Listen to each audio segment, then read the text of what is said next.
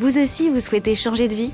Que vous soyez salarié, chercheur d'emploi ou étudiant, découvrez sur maformation.fr la formation qui correspond à votre projet. Maformation.fr réunit plus de 100 000 offres de formation dans tous les domaines, partout en France. Vous êtes à la recherche d'une formation courte ou longue durée pour changer de métier, acquérir une nouvelle compétence ou enrichir les vôtres ? Vous la trouverez sur maformation.fr. Maformation.fr vous présente L'Envol. Ma première console, c'était un Atari VCS 2600, évidemment. Mais voilà, j'ai été dès le début passionné, direct, boum, voilà, c'était ça, et puis pas autre chose. En jeu vidéo, tu peux être mauvais 15 fois, c'est pas grave. On est là pour se marrer, il n'y a pas un prof qui fait « Dis donc, t'es pas un peu idiot, toi ?» Non, c'est bon, c'est pas grave. Camille a presque 50 ans et je vous rassure, il est toujours dingue de jeux vidéo. Mais il a abandonné son rôle de patron de start-up à succès. Il a même tout plaqué pour se lancer dans le pain bio. Et vous allez voir, ce bon vivant a une façon très personnelle de parler de sa copine, la farine.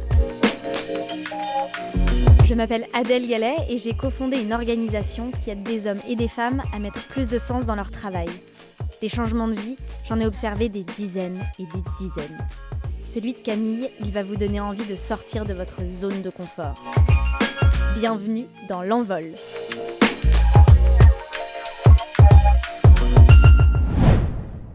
J'ai eu la chance d'être né dans une famille avec plein de gens très intelligents qui avaient fait plein de choses bien de leur vie auparavant et qui ont donc mis beaucoup d'espoir dans leur progéniture.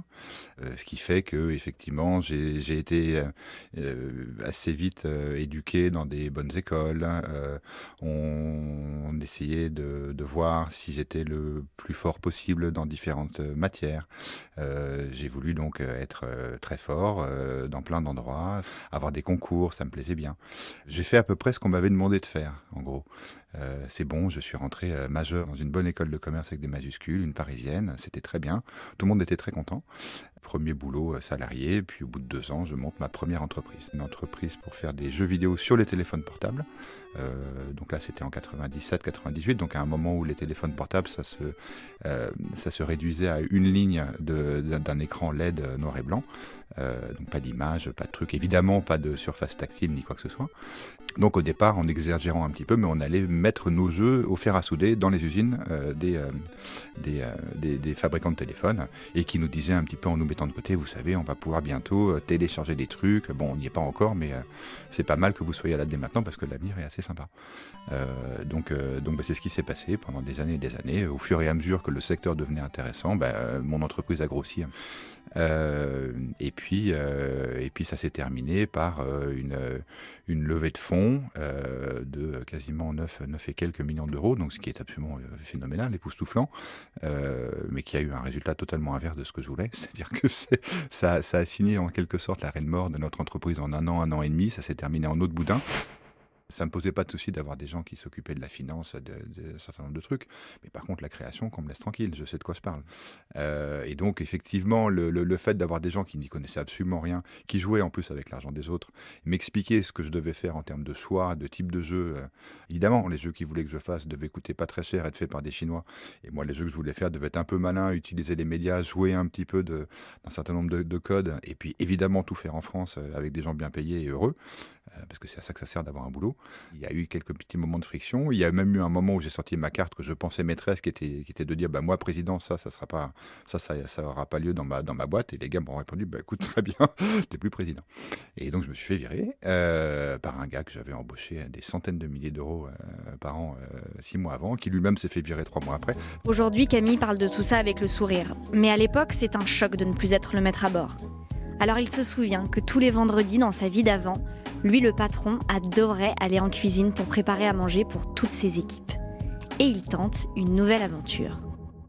Je me suis rendu compte que j'en avais marre du risque et que j'avais besoin à un moment donné de pouvoir faire un truc, de m'y mettre complètement et que derrière j'ai une quasi-certitude de résultat, qu'il n'y ait pas 90% de risque extérieur qui fasse que même si t'es bon, ça peut se planter ou même si t'es mauvais, ça peut réussir parce que t'as eu du bol. Je voulais avoir une réaction chimique, je mets un truc bleu, je mets un truc rouge, je veux que ça fasse pouf et que ça devienne violet. Or, de la farine et de l'eau, c'est génial pour ça. Vous mettez de la farine, vous mettez de l'eau, vous rajoutez un ferment. Au départ, c'est nul, mais ça existe, ça gonfle, ça fait un truc. Et j'avais besoin de ça. J'avais vraiment, je pense que j'étais mal, et j'avais besoin de pouvoir faire une action qui aurait une réaction ou un résultat prévisible et rassurant. Après avoir passé 17 ans à dire à tous mes copains et à tous mes salariés, etc., rassurez-vous, c'est moi les épaules et je suis votre barrage entre la réalité et le truc canon qu'on est en train de faire ici. Ça a été ma fonction pendant 17 ans. Et puis il y a eu un moment où voilà, je me suis dit, je ne veux pas continuer pendant 15 ans comme ça. Je passe sous le boisseau le fait que, évidemment, d'un point de vue familial et d'un point de vue couple, tout ceci avait des conséquences et des choses qui faisaient que c'était pas du tout agréable pour ma femme, pour ma famille non plus, et que ça a tangué sérieusement aussi. Ça a fait partie aussi des choses qui m'ont permis de me dire, oulala, attention, tu penses pouvoir faire le rempart entre le monde extérieur et le monde intérieur, mais tu ramènes une quantité de stress du monde extérieur à la maison, tu ramènes une quantité de soucis qui pourrissent la vie de ceux qui t'aiment, et t'es pas à ce point-là une espèce de grand rempart vers les paquets de mer. Il y a plein de vagues qui rentrent et tout le monde est mouillé, tout le monde fait un grand sourire, genre super, mais en fait ils s'en prennent. Donc tout ceci a fait que aussi il y a eu un moment où je me suis dit que c'était pas dans le bon sens et qu'il fallait que je repense un petit peu ce que je voulais faire de ma vie et comment j'allais y arriver. J'avais quelques ordinateurs que j'avais préparés pour un nouveau projet. J'ai tout viré, j'ai gardé les tréteaux et tout de suite le pain m'a souri. Tout de suite la farine, ça a été ma copine. Tout de suite elle m'a dit vas-y, on va y arriver. Et j'ai commencé à faire ce truc-là. J'ai cherché pendant longtemps à essayer de savoir qu'est-ce qui faisait que ce pain était aussi bon. Alors que ce pain, ce qui m'amusait aussi, c'était qu'il était il contrevenait à l'intégralité des règles de base de la boulangerie. C'est-à-dire qu'il faisait toutes les conneries à pas faire en boulangerie et ça faisait un truc incroyable. Donc ça m'a bien plu, ça. J'aime bien faire des choses un peu différentes, un peu machin. Donc voilà, donc ça a commencé avec les voisins qui m'en prenaient un peu et tout nanana. Un beau matin, je le vois débarquer, tout fringant, comme un feu follet. Moi, c'est Kevin Koval, je suis chef de cuisine et propriétaire. Et puis il me dit, tiens chef, j'ai un pain à te faire goûter, tu le prends, il est pour toi, et puis tu goûtes et tu me dis. Et puis il est reparti comme il est venu, aussi rapidement. Donc après, je suis venu à le goûter. Et là, je suis tombé vraiment sous l'amour du pain, sous le charme français de cette tradition qu'on a, c'est le pain. Et là, c'est en goûtant le pain de Camille, on se rend compte que la plupart des autres pains qu'on achète dans les boulangeries, c'est pas du pain. Et puis ensuite, j'ai arrêté et j'ai dit non, là, il faut que je me forme. Et donc là, je suis parti pendant 1 an à aller sur Internet, puis ensuite à aller rencontrer des gens, puis aller voir des paysans boulangers, les compagnons du devoir. Certaines personnes chez les compagnons du devoir m'ont bien aidé, m'ont bien aiguillé, m'ont posé les bonnes questions, m'ont fait me poser les bonnes questions, m'ont engueulé quand il fallait. Parce que j'étais un sale gosse, vraiment. Être CEO pendant 17 ans, et, on a assez peu de contradictions. Donc ça rend con. Donc là au moins j'avais 45 ans, mal au dos, et je faisais 600 bornes pour aller pas dormir de la nuit et puis refaire la même chose 3 nuits de suite, et puis ensuite 3 jours d'école avec les enfants. Donc, mais j'avais besoin de me faire mal, je pense aussi, en apprenant. Mais voilà, tout ça a fait qu'au fur et à mesure, je suis arrivé au pain comme une sorte d'évidence. Et c'est le moment d'éloigner les oreilles sensibles parce que Camille a eu le meilleur prof du monde dans cette aventure, YouTube. Mais il n'a pas appris qu'à faire du pain. Je pense aujourd'hui que à un moment, quand des gens sont en train de se poser la question de quel serait le nouveau type de métier qu'on pourrait réinventer, qu'est-ce que j'ai envie de faire de ma vie, qu'est-ce que je ferais après, est-ce si je me donnais un an pour ceux qui peuvent, etc. Internet est absolument génial pour pouvoir justement savoir comment font des gens absolument passionnés, qui sont pleins de talent, qui vont vouloir vous montrer comment ils font, des communautés derrière qui vont vous aider. C'est vrai pour tout. C'est vrai pour apprendre à faire de la pizza napolitaine comme à Naples, c'est vrai pour apprendre à faire du pain, c'est vrai pour faire un mur, c'est vrai pour savoir faire un cunilingus. J'avoue, et je jure qu'il y a une vraie différence. C'est dingue. Et après, derrière, on s'améliore soit dans sa compétence personnelle, soit carrément on en fait un métier rentable. Donc sur les cunilingus, j'ai pas décidé d'en faire un métier rentable, mais par contre sur le pain, c'était le cas.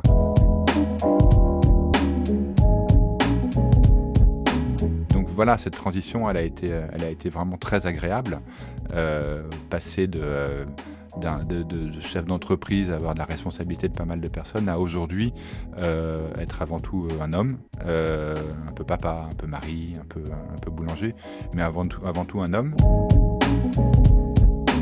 Aujourd'hui, Camille fait du pain, mais pas n'importe lequel. Il a installé son fournil chez lui, il utilise des farines anciennes, des méthodes naturelles. Il fabrique un pain plus respectueux de notre santé et de l'environnement. Et les baguettes standardisées ont tendance à l'énerver un peu. Il y a un truc dans lequel on va dans le mauvais sens, faire plus de pain le plus automatisé possible avec le mix B12 qui va aller avec la machine. Ensuite, on va façonner avec la forme du B12, cher monsieur, vous avez pu dire. Tout est automatisé. Dans 10-15 ans, il y a 2 fois moins de boulangers et 2 fois plus de robots. Et puis après, on va tous râler en disant le pain il n'a plus aucun goût. Évidemment, il faut savoir aussi ce qu'on veut faire. Le pain tel que moi je l'envisage, je ne le retrouve pas dans ce produit-là. Il y a des produits qui sont utilisés qui sont parfois dangereux. Tout ce qui fait qu'il y a des nutriments qui vont faire que vous n'allez pas avoir refaim dans 1 heure, que le pain il va être digeste, etc.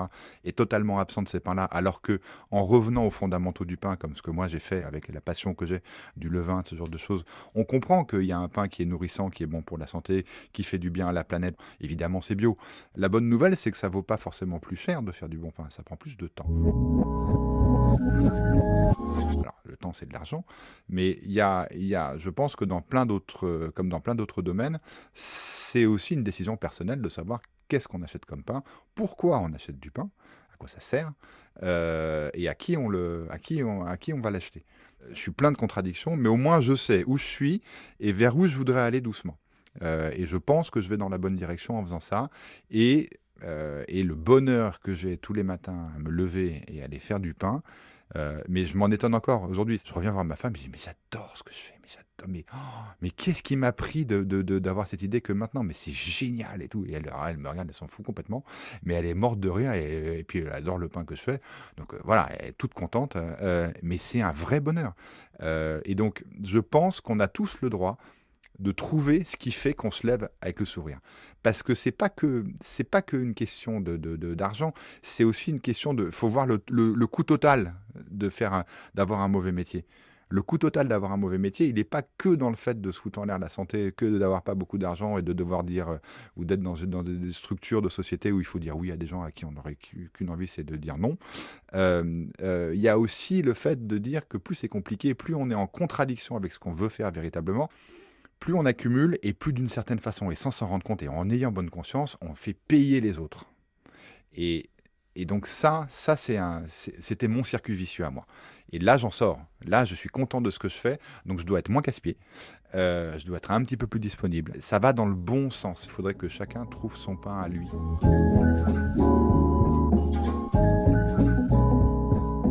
J'ai fait ce qu'on attendait de moi, en fait. C'est ça l'un des fils de ma vie.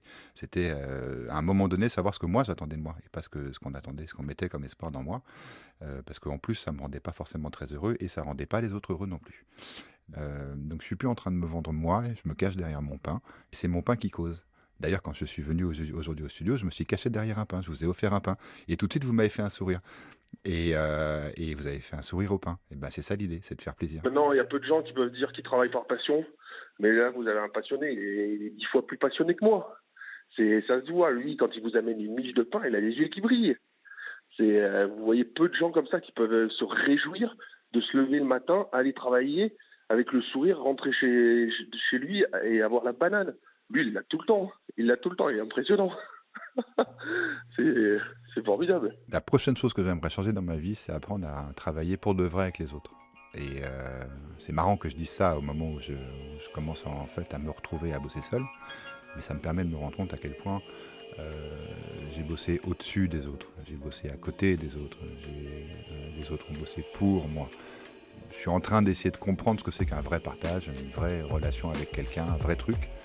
Et donc je me rends compte du chemin qu'il me reste à faire. Donc prochaine étape, être vrai avec quelqu'un dans un boulot, dans un travail, et être vraiment en équipe.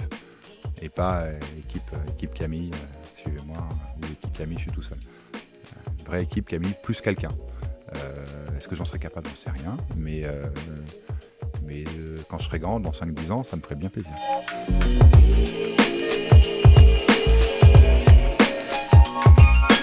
Camille vit encore à 100 à l'heure et il continue à apprendre tous les jours, sur YouTube et ailleurs. Mais il a trouvé sa voie, sa vraie richesse. Et puisqu'on est entre nous, je peux vous le dire maintenant, le pain qu'il nous a offert, il était à tomber. venez d'écouter L'Envol, un podcast produit par Europe 1 avec Ticket for Change et Grande Contrôle. Pour découvrir d'autres histoires comme celle de Camille, abonnez-vous sur europe1.fr, Apple Podcasts et toutes vos plateformes habituelles. Et si vous avez envie de partager votre histoire, n'hésitez pas. Écrivez-nous à l'envol@ticketforchange.org. À très vite!